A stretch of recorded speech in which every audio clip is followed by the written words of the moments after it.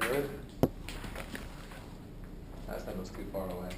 Oh, It has that fisheye No, lens. you're Yeah, you're only going to get me when I happen to be. hello. You know, you look that close, but you'll still be. Really? We'll see how you'll see how this distance works. That's better. That's a better green.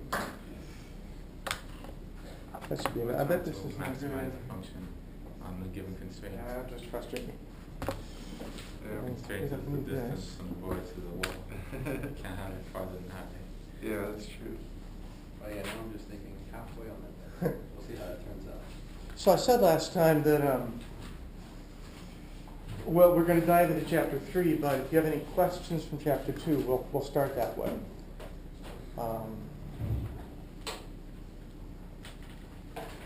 So I don't know if you have questions. Nope. These are the grinding issue. It's still clear. There is the grinding aspect. Yeah, yeah.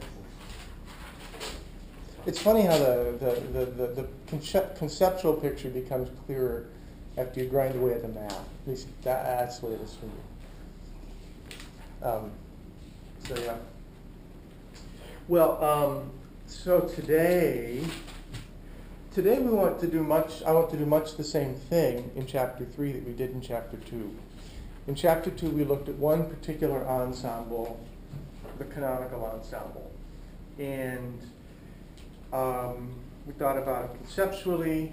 We derived a partition function. We saw how we could express certain quantities in terms of the partition function. In fact, we saw how we could connect the thermodynamic internal energy with the partition function, the entropy with the partition function, and so on. And we also saw that there was one thermodynamic function that has a particularly simple form when expressed in terms of the partition function. That was the Helmholtz energy. So we call the Helmholtz energy what's the word? Characteristic function for the canonical partition function. So today we're going to look at a different ensemble where we hold different things fixed. We'll find a partition function for that ensemble. We'll find a characteristic function for that ensemble or partition function. And basically that's it. Procedure is the same as before.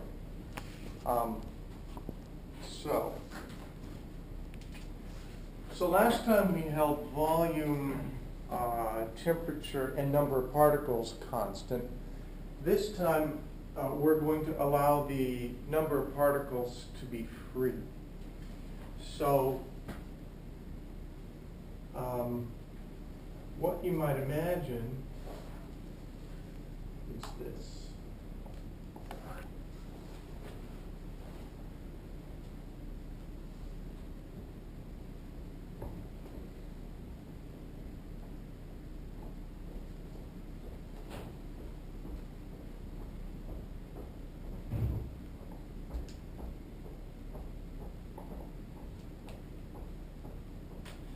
So this is my ensemble. It's composed of a set of systems. Don't have my ensemble actually made yet. I'm preparing it. So in each system within the ensemble, well, let me see. So I have an exterior wall and I have interior walls. And I'll put the whole thing in a bath that's at some fixed temperature and some fixed chemical potential mu. So mu is the chemical potential.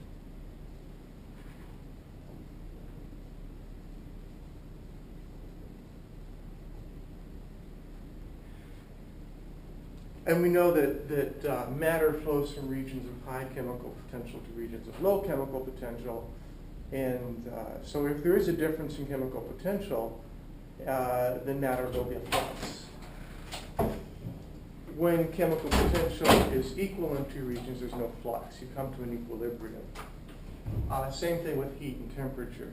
So when we wait long enough, this whole collection of stuff equilibrates, and the ensemble is at some temperature, and therefore each particular system within the ensemble is at some particular temperature and some particular chemical potential.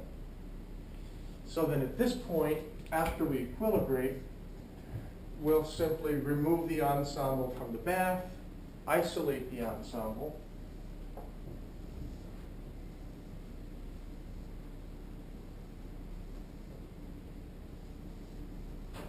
so adiabatic walls, rigid walls around the ensemble, but internally,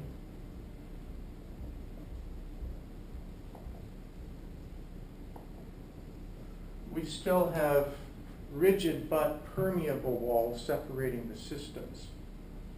So we can label each system, if you like, with a particular volume. Now volume's equal for all the systems because volume's a constant.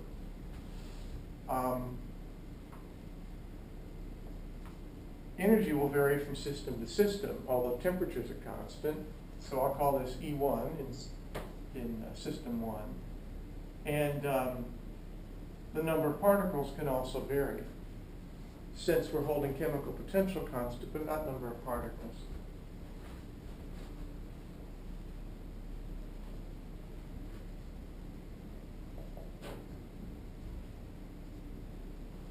And so forth. Now the whole ensemble we've isolated, so we can think of the ensemble as some giant system at constant number of particles, constant volume, and constant total energy. But each system, but the systems are not at constant. That's some huge microcanonical system, actually, super system, microcanonical though. So that's what we have to work with. Now there are certain constraints, of course. Once again, we can speak of an occupation number, A. But this time A depends not only on J, the energy state, but also on N, the number of particles. So we have to give A two subscripts. And we can write our constraints this way.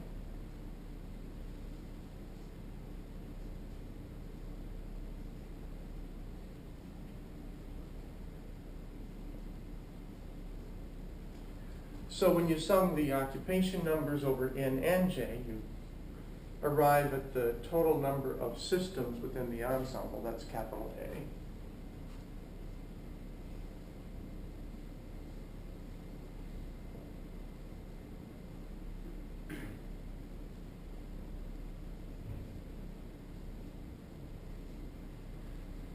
Sum the product of the occupation numbers times the energies, and you get the total energy of this ensemble, which, as I said, is some supra-micro-canonical system, really.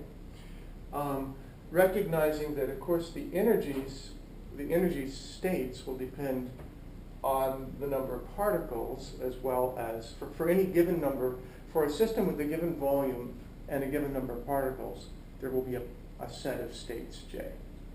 So these energies of the states depend on both N and J.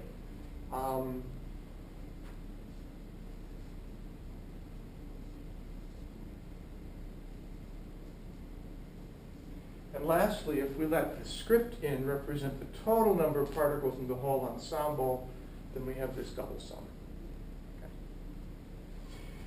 Okay. So we have three constraints here. Remember, for the canonical ensemble, we only had those first two constraints and only single sums instead of double sums. We now have a third constraint. And if we think of W as the number of different ways to realize a given distribution of occupation numbers, W would now be equal to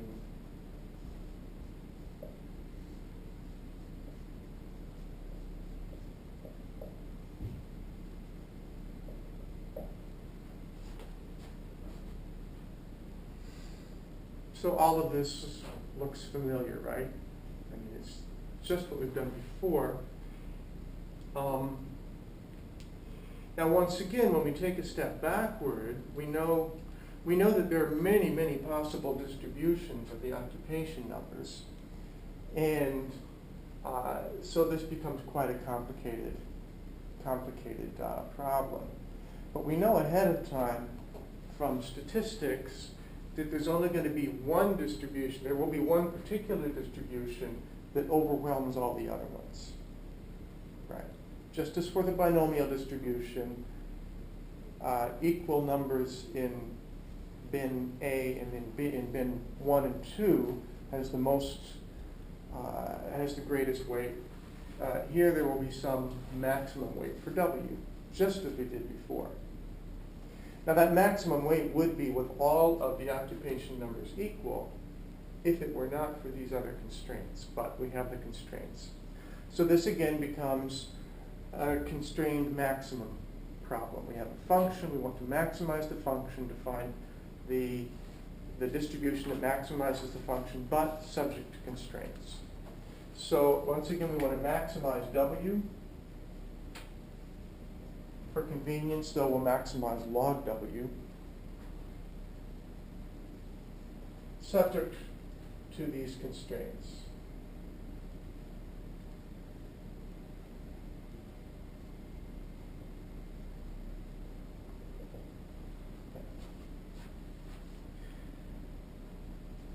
And I'm just going to write down one more equation, and then we can imagine what the answer is going to be, because we've already gone through it. So what we want to do is maximize the function log W. So if we set up the equations for the Lagrange unknown multipliers,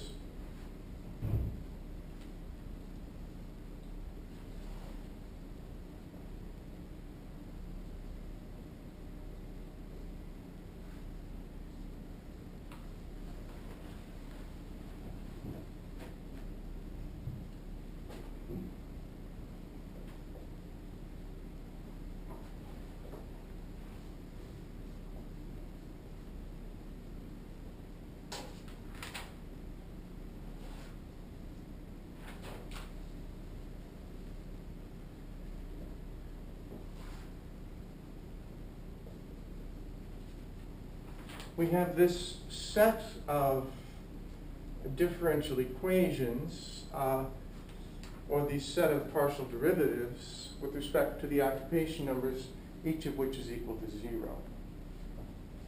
Now that looks just like what we did before. The difference, of course, is that we now have one new unknown multiplier, and that's the gamma.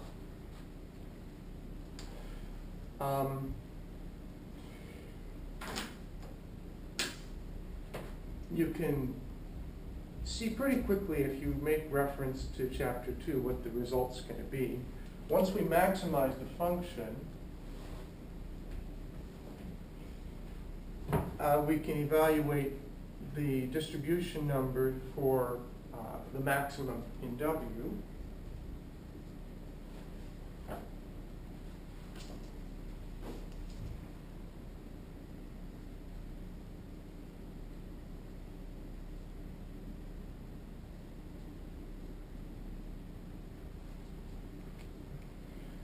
And that's what we had before, and now we simply have the new constraint. Now, we're particularly interested in the probability of each particular state, and the probability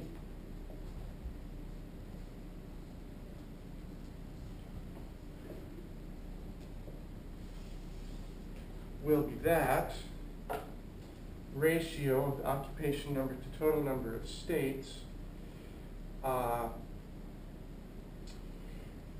What we did last time was first evaluate alpha, or actually the exponential minus alpha, and that allowed us to form this ratio, but you can go through that song and dance on your own. In the end,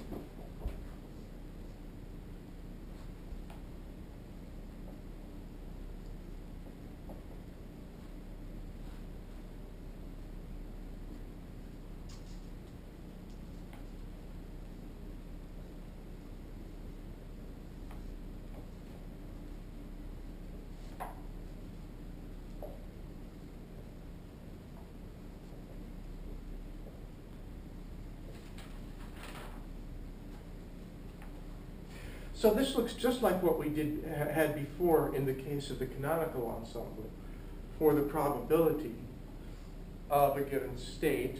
The difference is this factor, this exponential in terms of gamma, the new unknown multiplier. So, but that's the only difference. Beta is the same beta we saw before, 1 over kt. We've already evaluated it, but we have this new unknown multiplier. Now, the numerator will be different for each n, j, and n, of course, but the denominator is just a sum over all possible n and j. So that's basically a normalization factor. And it never changes, so we give it a name. This, of course, is a partition function, but it's just a partition function for the grand canonical ensemble. So we give it a name, and the conventional name is kind of hard for me to write, but it's the Greek letter capital Xi. Xi, of course, depends on volume because we're holding it constant, temperature, and mu. Or at this point in time, it might even be more meaningful to recognize what's being held constant as V, beta, and gamma. But it amounts to the same thing. That's what this sum is. And so this is the grand canonical partition function, or grand canonical ensemble partition function.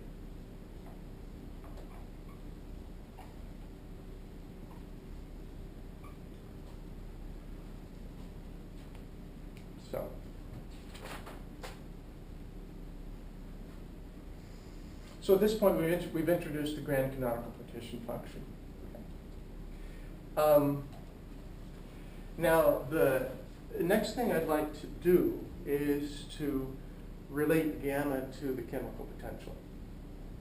And in order to do that, it's really easiest to go back to entropy, the way that we did before when we came up with an expression for beta. Do you remember? To get to beta in terms of kT, we went to entropy. So we're going to do the same thing, but we already have beta, so what we're going to end up with is gamma. Okay. Let's see, in order to get there, it will be helpful to express a few average quantities in terms of Xi. So for example,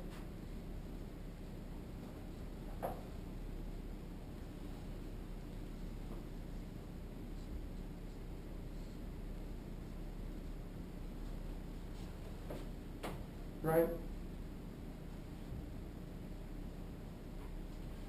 Let me just remind you, if you take the partial of the logarithm of Xi, just in case, you will get times the partial of Xi with respect to beta, which will leave you with your double sum still, times a minus 1 times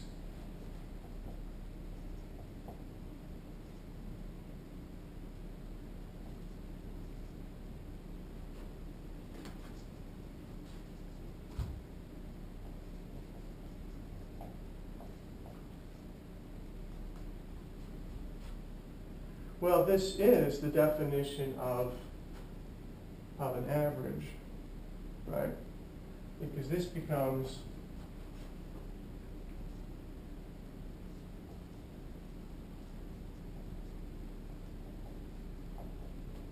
given that this whole expression is the P, right? It's a double sum. So this is just quite analogous to what we did before. If you remember when we worked with the canonical partition function, we found that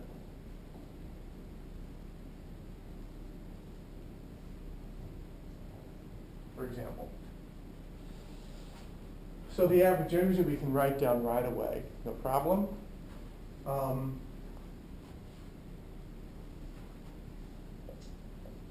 Pressure Same thing once we look at this. Remember that pressure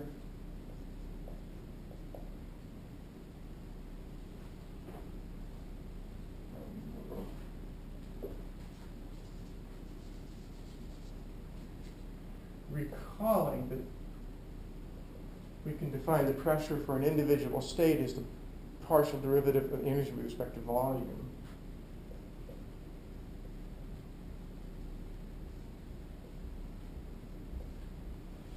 We can look back at here and we can see if we take partial of log C with respect to volume, the only dependency is going to be in the energies. So you'll get a factor of beta and you get a factor of partial of energy with respect to volume.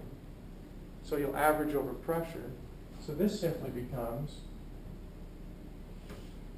Dr. Scheffer, what are the terms in the final E in the back of the top corner?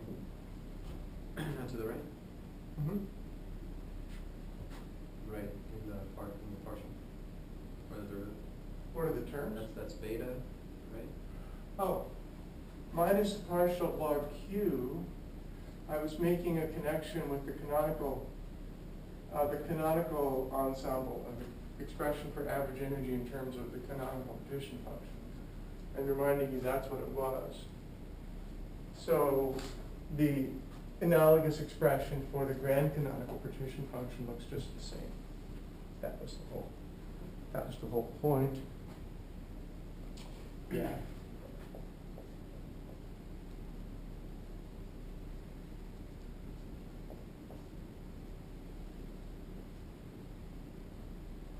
So this would be the expression for pressure, which, as I say, you can just imagine you're going to get a factor of beta when you take the partial derivative with respect to volume, and a factor of partial E with respect to V.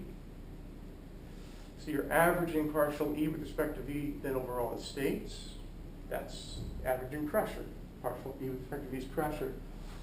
So because of that factor of beta, we have to multiply by 1 over beta. It falls right out. And average number of states N, once you start doing this, it's very quick. We can see when we take the partial of the log, we're going to get the 1 over the partition function. We're going to keep our sums, so that will turn in on the numerator, so that will turn into probability times something. So notice if we take the partial with respect to gamma, we'll get a factor of minus n. And it's minus n we want to average over. So this will become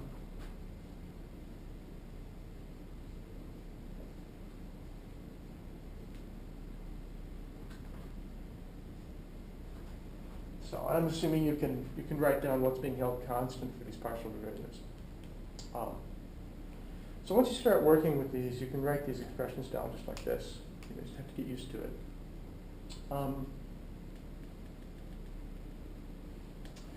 One other one will be useful, so I'll go ahead and do it.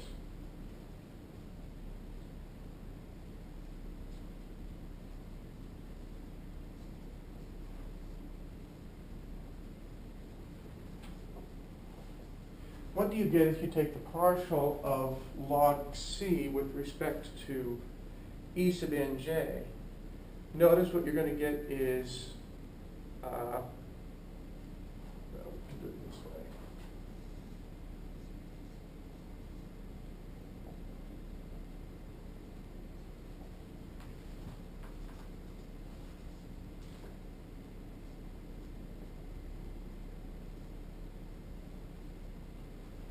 From the partial log, that's in the denominator, and in the numerator, you will get a factor of minus beta. You'll be left with your, in the numerator you'll get minus beta. The only term left in the sum will be the term for the particular n and j you're working with. So all the other terms in the sum, in the numerator, they're not there. You got the math factor of minus beta, and then you're left with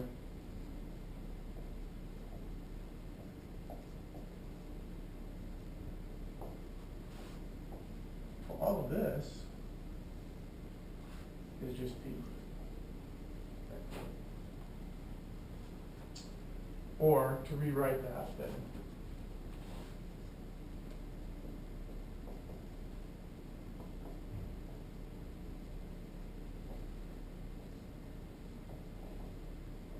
Okay.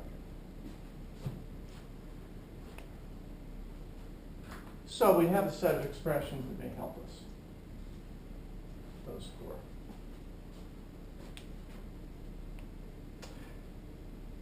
Okay. And that's just math. Well, it's convenient to see that we can express these average quantities in terms of the partition function. And of course, remember that we will relate these average quantities to the corresponding thermodynamic properties, which are bulk properties.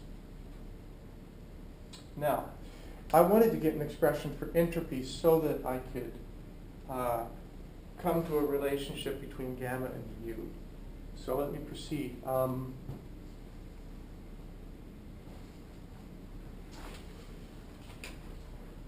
now want to think of C, or I prefer to think of log in terms of log C, as a function of a particular set of variables. And I'm going to choose beta and E the way we did before, and also the gamma.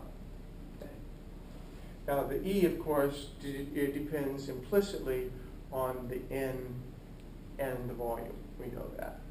But explicitly I'm going to choose the beta, the E, and the gamma. So if I think of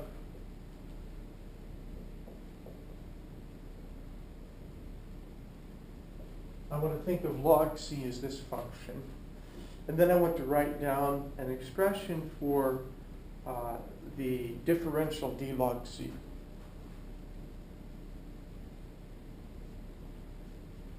Remember how last time in last chapter we worked with an expression for the differential of log Q, d log Q. That got us to entropy. We're doing the analogous thing here.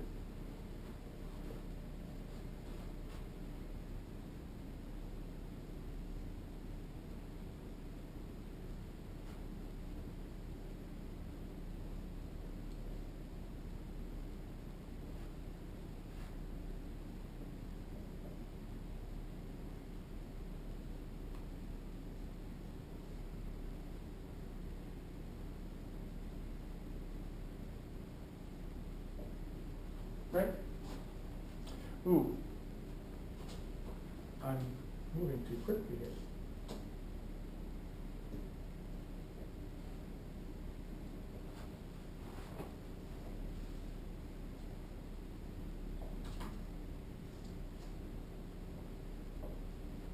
Okay, that's an expression for the differential d log C. Well, we know now how we can simplify it. This right here is just minus the average energy. This right here is just minus the average number of particles. And this right here is simply minus beta Pnj. Yeah. So let's just rewrite this then.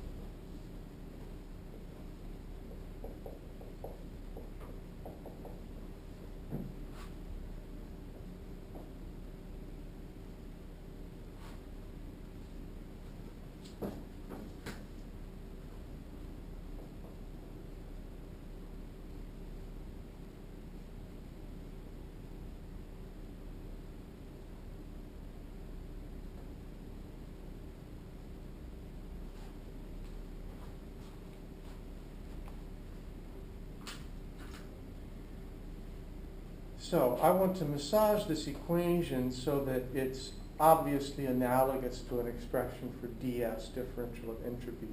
I'll make a comparison with a thermodynamic equation that you're familiar with. So we get there in the same way we did before. Notice that this term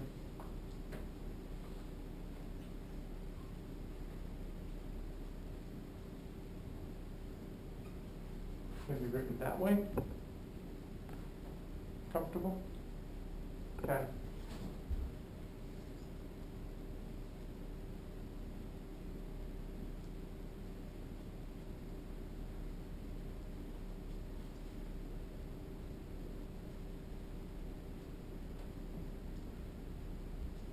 No, you shouldn't be. You shouldn't be. I didn't write it down correctly.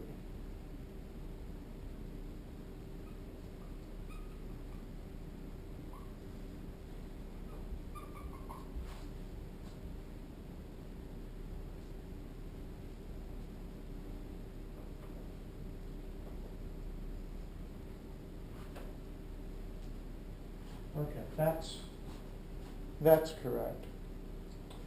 And finally over here, let's think about this. Now just as before,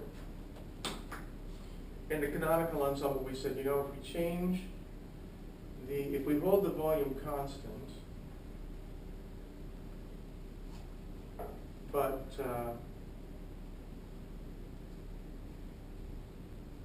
well, if we change the number of, if we change the energy levels, and to change the energy levels, we'd actually had to allow the volume to change.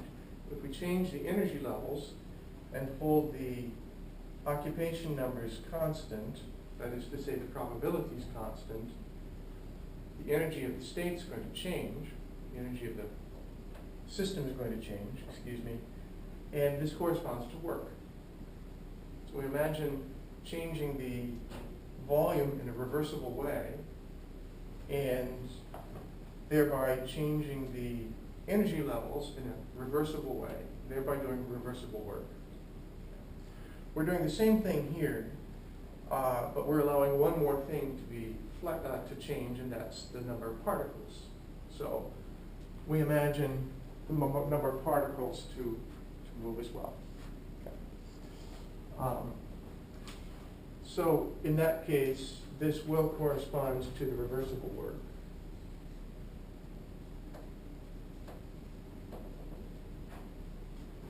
dW reversible. And if you think back to thermodynamics, of course, work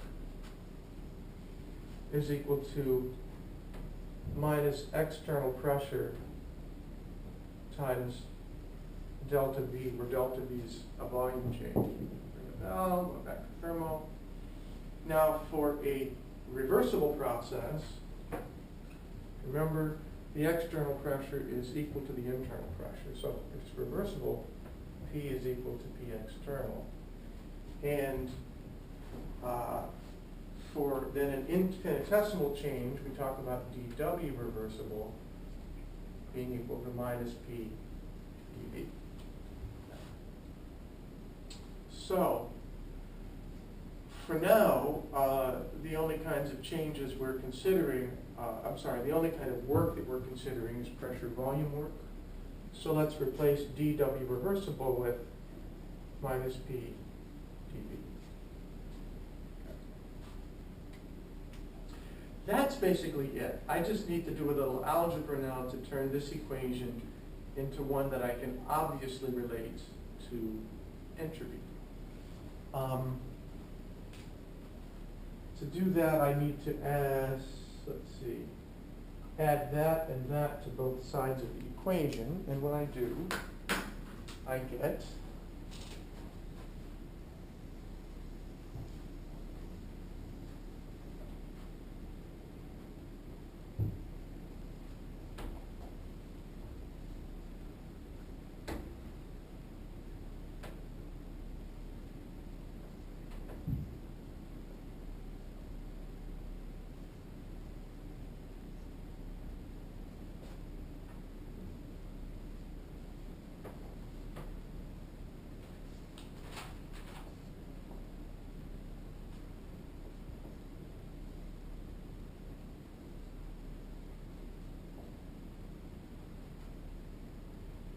get the minus signs correct. Let's see, I have a minus here and a minus here.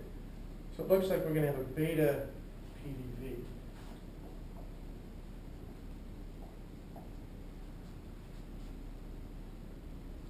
Okay. Now let me remind you of an equation from thermodynamics that I want to compare with.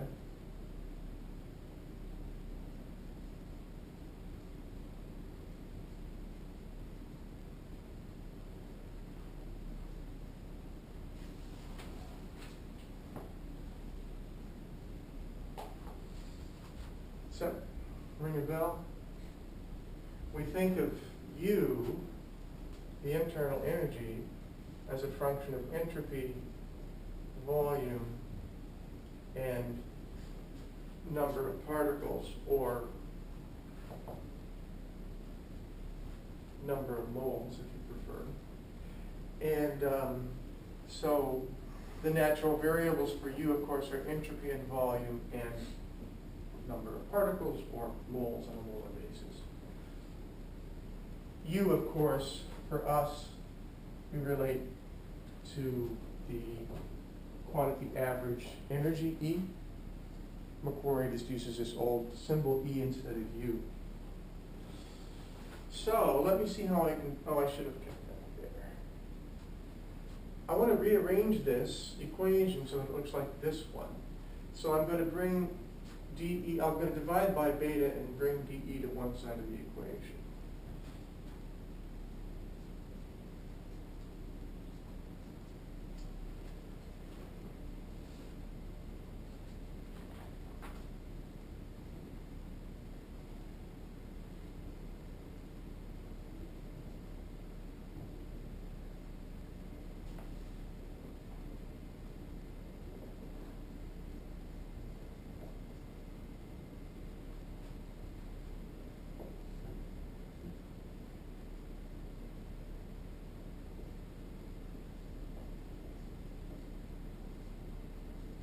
Whoops, I'm dividing by beta. So that gets rid of this one beta here.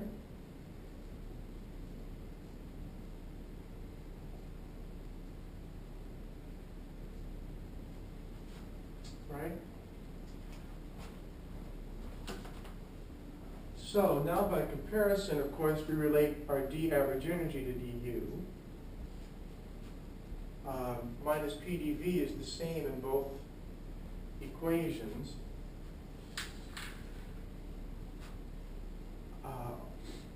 This stuff is going to be equivalent, and once we play with this a little bit, we'll have an expression relating S to the grand canonical partition function. We already had one last chapter relating S to the canonical partition functions. It's not anything new, really. But before I do that, let's make the point that mu is the factor that precedes Tn, and so it must relate then to minus gamma over beta.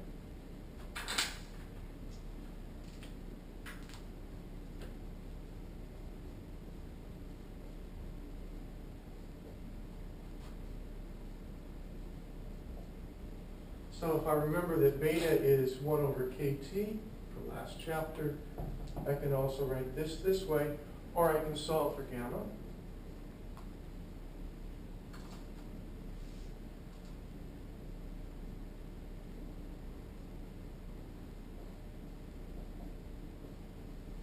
So now we have an expression for gamma in terms of mu, the chemical potential. Okay, cool. That's cool. I like to keep writing things in terms of beta because it's simpler. There's only one beta. You don't have to write k times t. And in some ways, as I've explained before, beta is the more fundamental constant. But here you have, in terms of your familiar temperature and Boltzmann constant, more in terms of beta.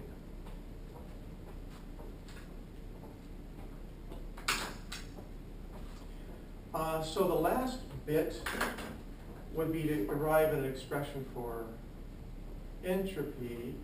So if these two things are equivalent, remember that 1 over beta is just k times temperature. So ds, the difference between the prefactors is this is T and that's kT. So let's just massage this. So if we bring the k inside,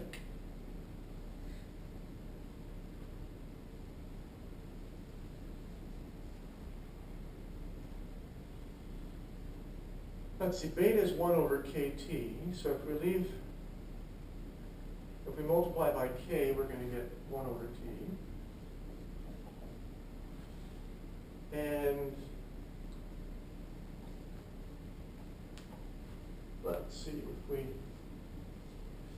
gamma is minus mu over kT, we bring the K inside, but leave the T, so this will be minus.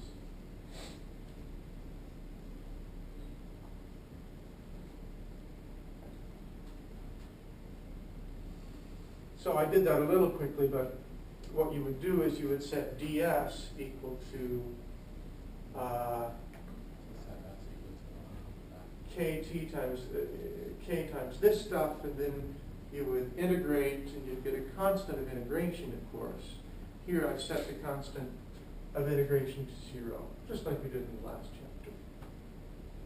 So now we have an expression for S in terms of log C, the average energy, and chemical potential, and the average N. Okay. So that's good to know.